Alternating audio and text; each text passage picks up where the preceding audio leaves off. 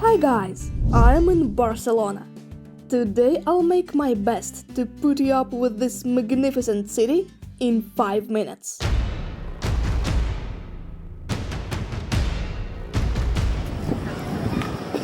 Let's go! Let's start with one of the main symbols of Barcelona, the Sagrada Familia Cathedral. Its construction began back in the distant 1882 by the famous architect Antonio Gaudi. Yeah, it's Gaudi, not Gaudi. Oh my god. Scaffolding indicates that the construction work is still going on for over 140 years. The reason is that the temple is built solely on private donations, which almost entirely come from the purchase of entrance tickets nowadays. Inside we can see bent columns, numerous colored stained glass windows,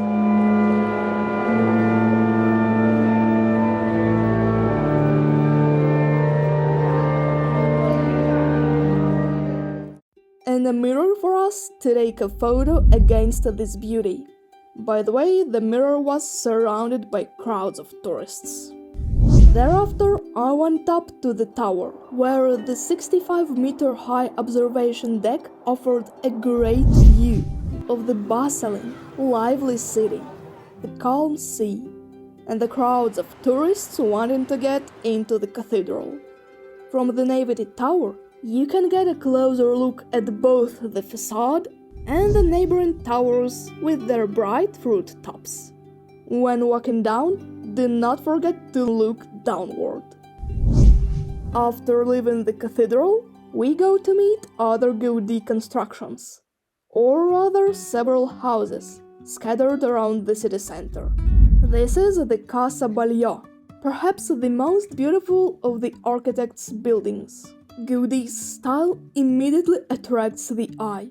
Rare colors, bright mosaics, unusual roof, and balconies resembling skulls, which even gave rise to the name House of Bones.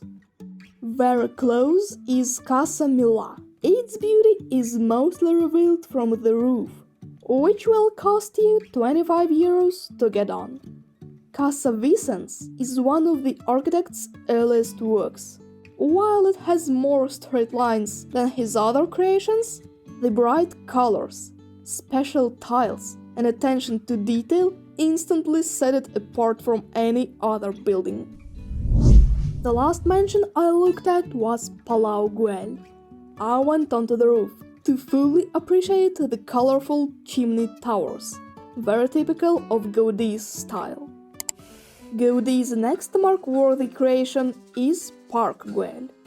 The original concept was to create a new residential area with a central square in the form of a Greek temple, with columns and a kind of mosaic on the ceiling. However, the project failed. The park included only 3 model houses, one of which was bought by Gaudi himself.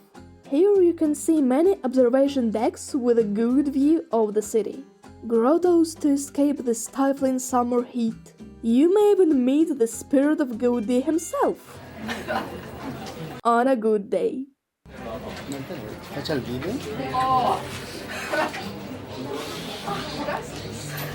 The central object of the square is the fountain with the dragon, one of the symbols of Barcelona.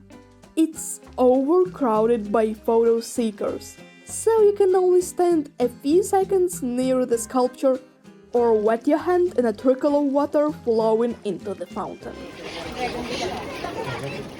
Being in Barcelona, you can't help but walk through the old residential neighborhoods, with a layout resembling an ordinary squared sheet. I'll try to convey the atmosphere of these neighborhoods in my photos.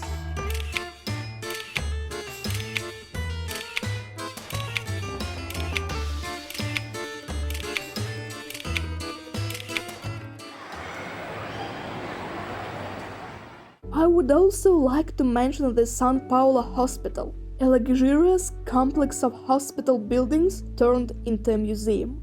It's almost impossible to believe that this was what an ordinary hospital looked like.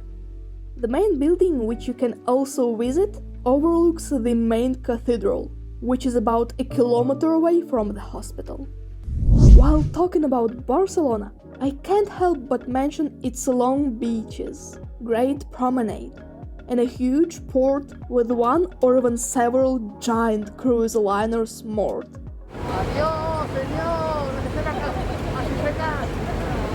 Here, of course, you can take a boat ride.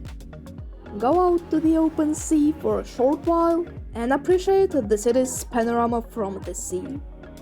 Once on the beach, you enjoy a completely different atmosphere. Palm trees, fresh sea breeze, swimming tourists, and locals playing volleyball.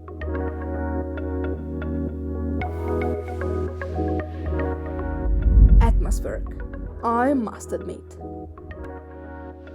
It's not easy to describe such a multifaceted city in 5 minutes, but I hope I managed to. Come to Barcelona. It's a city worth visiting.